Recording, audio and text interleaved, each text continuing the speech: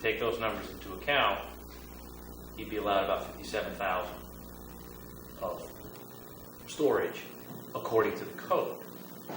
Okay. The variance, original variance, didn't specify that you can have 2,000 square feet. Seems like, I mean, I have a drawing, but the drawing is not scaled. So it shows a section that says there'll be no disturbances anywhere else. We're going to disturb over here, and that'll be the extent of it. Well, if you take the drawing and you look at that versus current aerial, it's increased to about 108,000 square feet. So the variance he's asking for is to exceed the open space, not to exceed what he was initially granted, because we don't have the number for the initial, on the initial variance. Okay. Yeah, I just wanted to clarify that part. There's a lot of numbers for it. Right. Now your question was about the front setback was actually the issue of the residential trailer.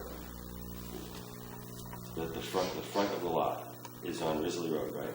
Mm-hmm. And so the setback is the issue where the trailer, which is actually a rental property. So the trailer is too close, and then it brings up the topic of the storage of the landscape materials. They are 25 feet too close to the road if you go with the front setback. But then the point was made that they're not actually structures. The trailer may be very close to the required front setback. The side setback, I guarantee you, it's too close. So the trailer itself also, or the material. I can't speak to the trailer. That was moved way before I got here. Stockpiling of the stone and all has been ongoing. I can go with what we have, the static locations now. Seem to be pretty much in a static location, in that something comes out, something goes back. So it comes down to, is that a permissible in the required yard setback, the storage of materials. The other buildings on the property are clearly in the middle of the property. So they're not at issue. Well, I think my point is that if we, Mr. Collins is asking, on one of the side setbacks, the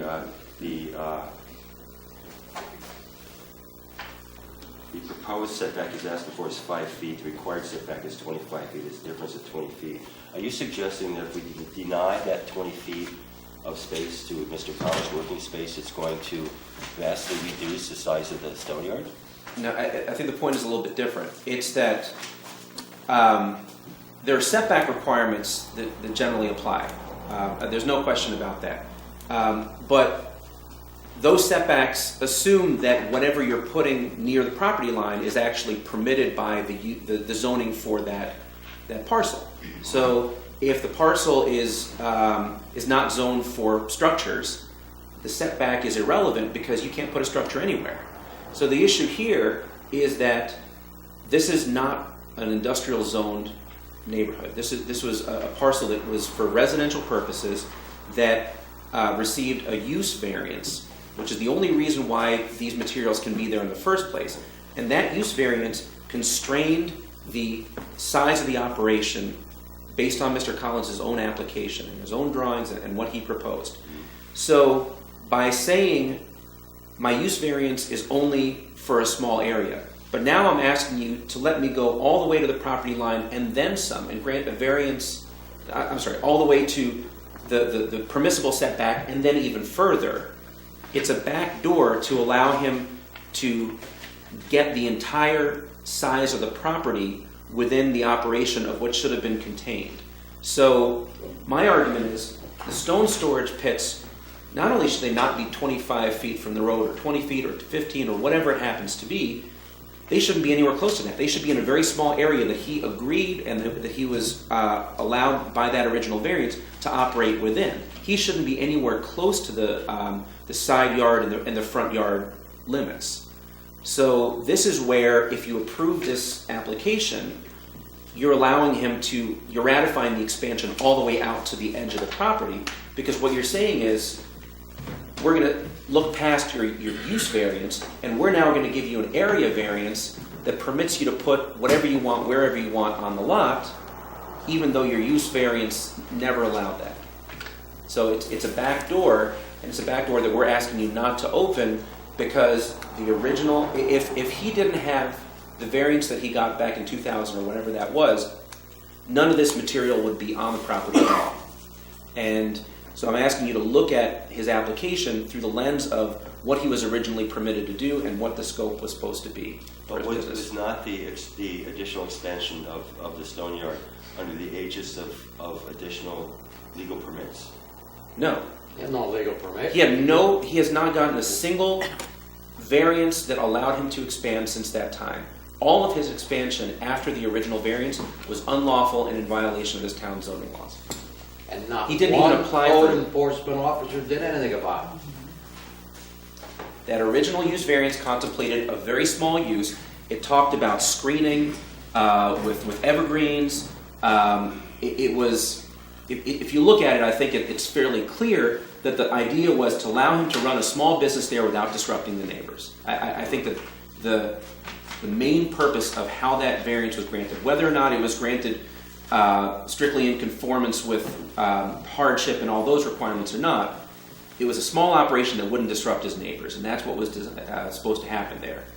And now, having pushed all the way back and now asking this board to approve variances for setback, again, if you approve the application, you are saying to him, we're now throwing the original variance out the window. We're giving you free reign all the way up to the side yard and the front yard setbacks, and then some, which would ratify his cutting down 3 acres, almost 3 acres worth of trees, whatever was standing there, and expanding his operation all the way up to the borders of his yard. And again, none of that would be consistent with the original use variance that he was granted. Warren, do you have a copy of terms of the original? It's all in that file I just handed you. Every file is in there, labeled, marked, it's all right there. And the only reason Warren is doing anything, because I've been the biggest pain in the you-know-what. And I've been riding this guy. I think he's used to it. That's why we're here now. I'm just Couldn't slow. get anyone else's I'm just attention. slowly. I'm extremely slow. Everybody knows that. I'm a procrastinator. I'll admit. I'll be the first to admit it. Where is it?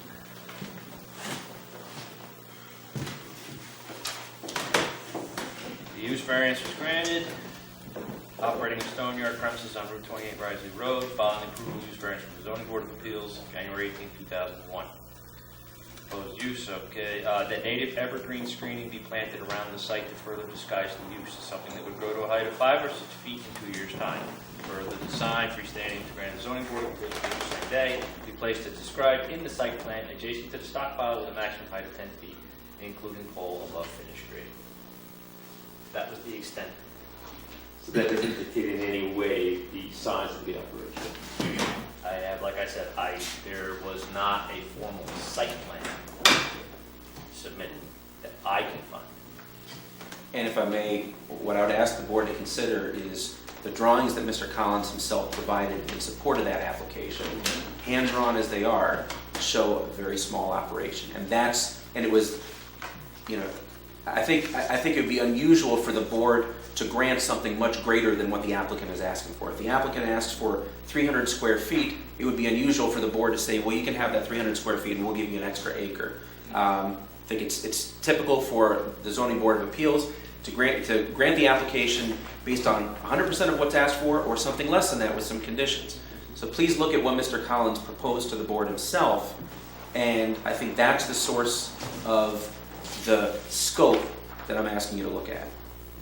Unfortunately, there was no notation of square footage or size in that original. There was a notation made in here as an approval that a site plan review is required.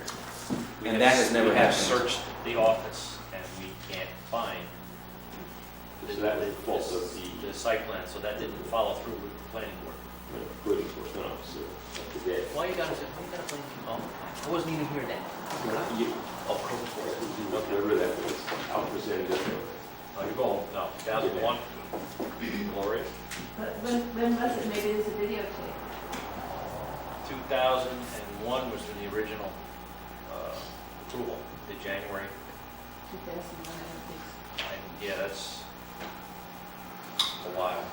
That was the approval. In that expandable file I gave you, That was, in the back, the file in there, is all the documentation that Jeff Collins presented to get the variance.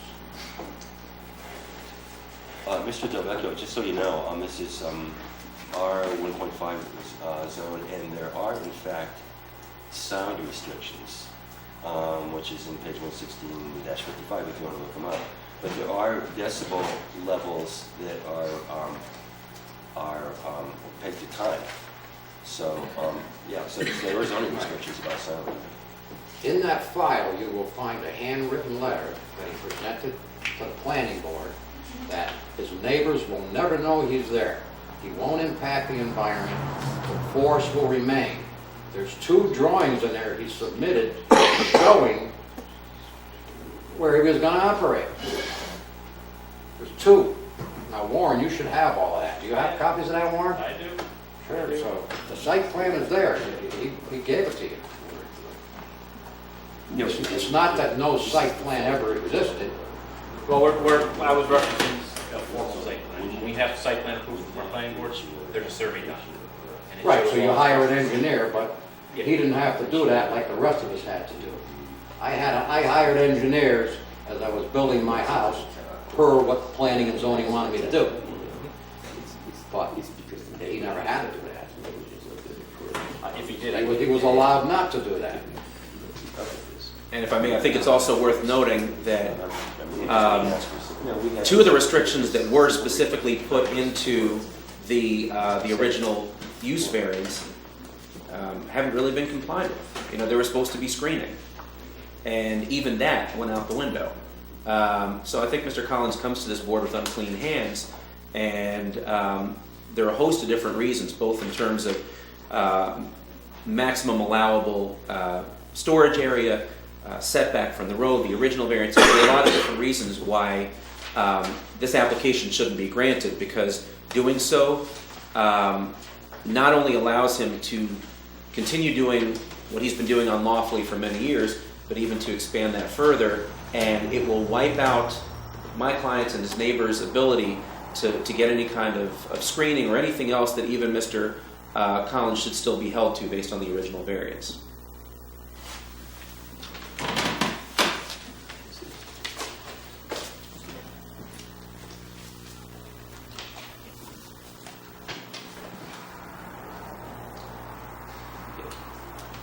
Does anyone else like to speak?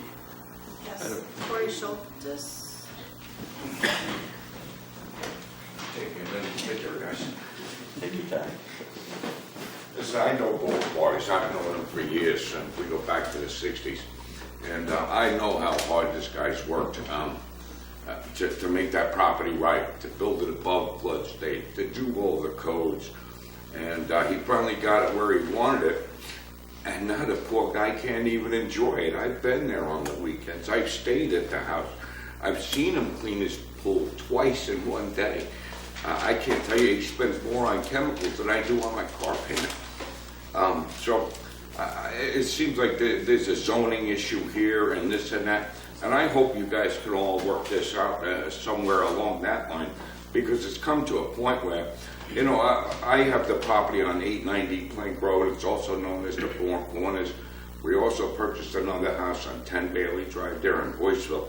So to see his property value go down like this over, and me and Lee have been discussing this for years, over to have someone doing an encroachment, and it's good that he's building up. I bought materials from him, don't get me wrong.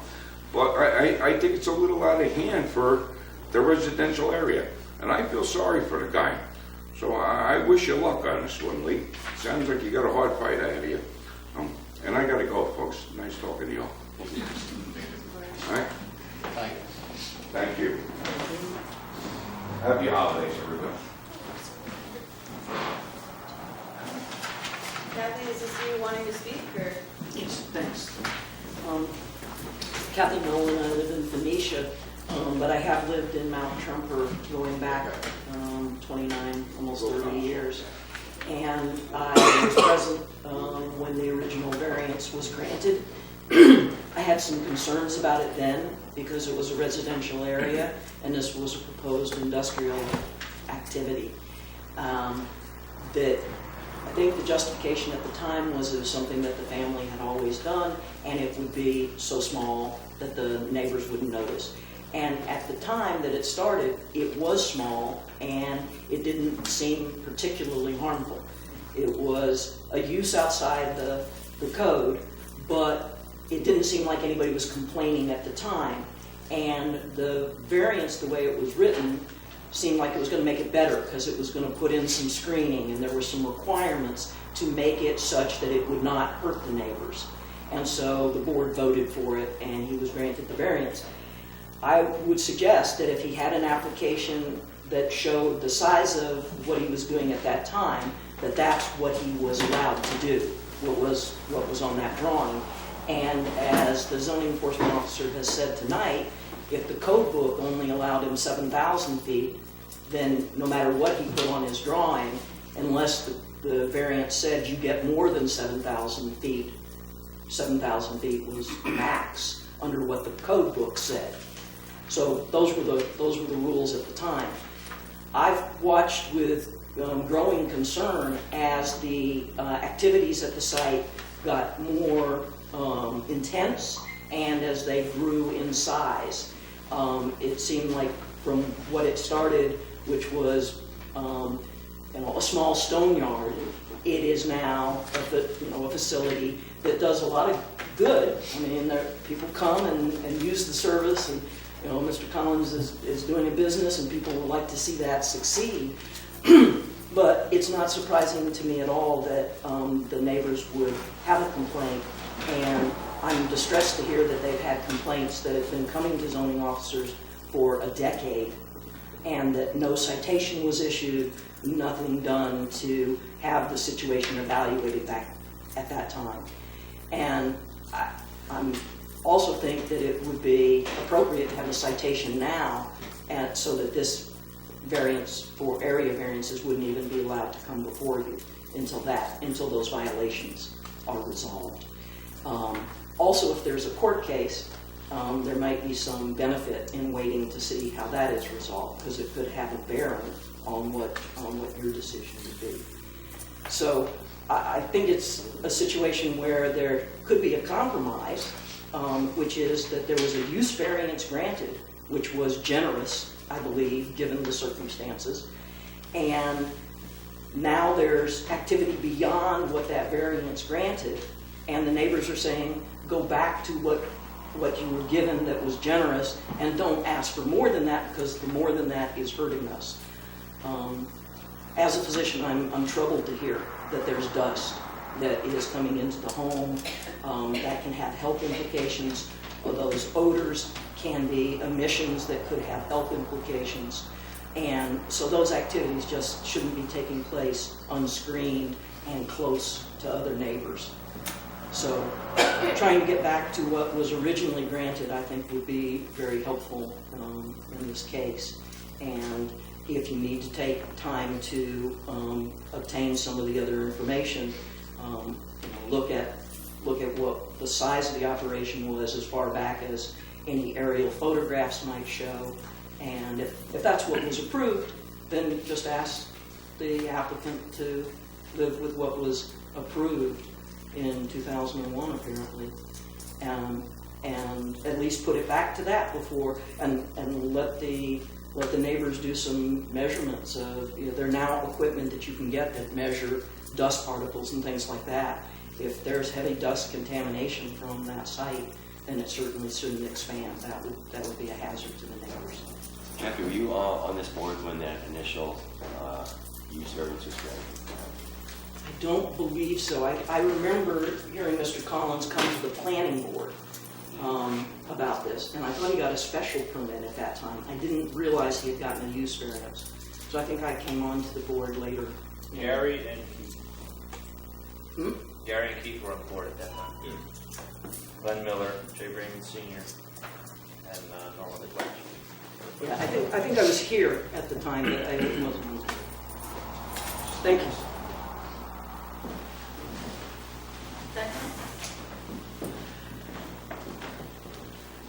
Hi, I'm Declan Fian. I've worked with Jeff since he started this, and he sells three things: stone, dirt, and mulch. Lee, I've known since I started working for Jeff. I've made 1 million deliveries to Lee's house. I think he was the best customer 2 years running. I offered, when I first heard that Lee was having problems with what Jeff was doing, I called Lee and offered to mediate some sort of agreement to try and, fix the damage. Lee wasn't interested in taking it any further. He had hired a lawyer at that point. I know since then Jeff has done what he can to remediate a lot of it. He does have Joe Rotella, one of his employees, who puts down 500 to 1,000 gallons of water a day throughout the parking lot to keep the dust down. I know the backup alarms have been taken out of the trucks. There are any other backup alarms that go in there are from the trucks from customers or deliveries, but it's not from Jeff's equipment. He's had a payloader on the property since he started it. I ran it. I couldn't tell you for how many hours.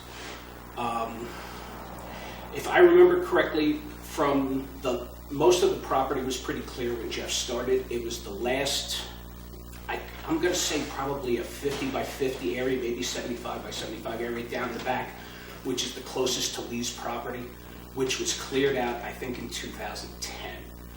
Then it was burnt off and material was put down there. We were using part of that property because it was used as a turnaround for some of the trucks that came in there because they're large tractor trailers.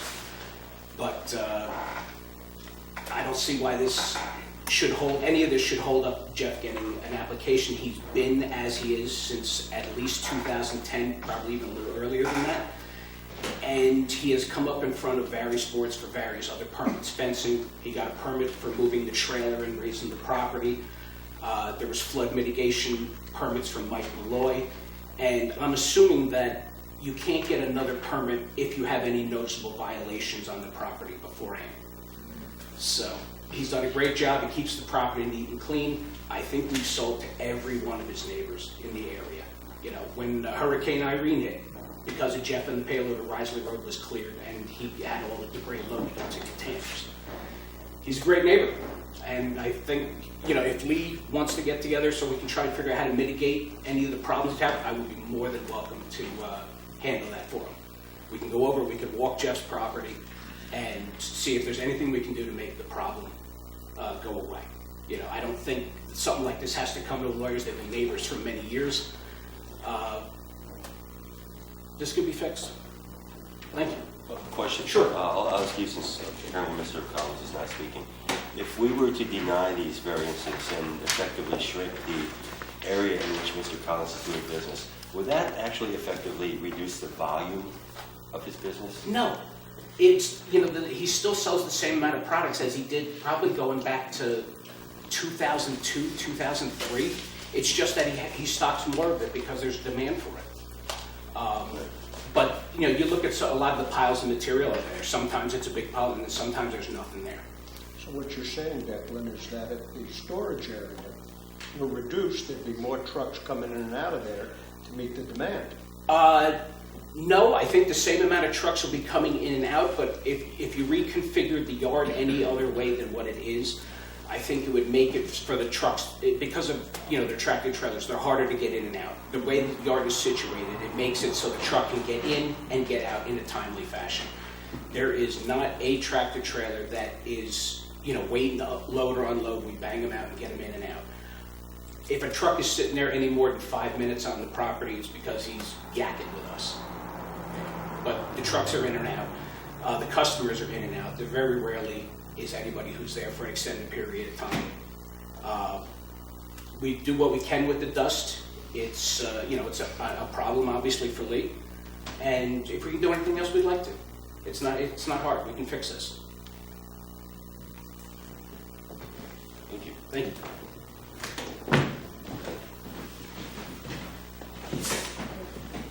I would like to correct Declan, if I may.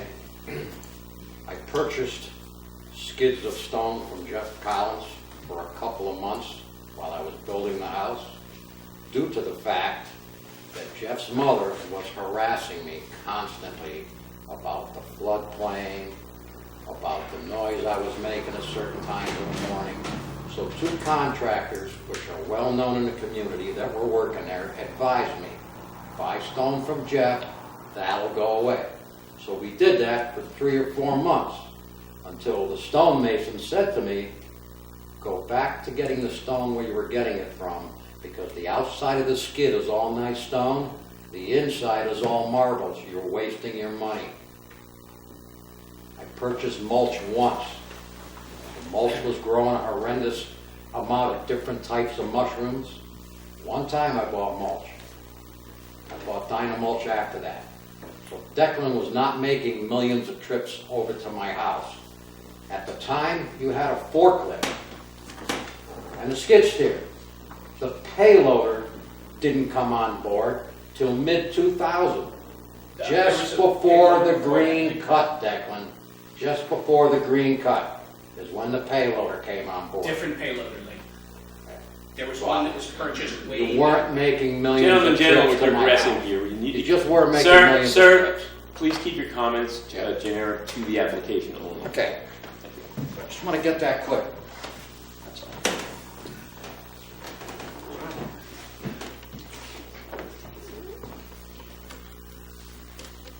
Any other speakers? Anyone proceed? Anyone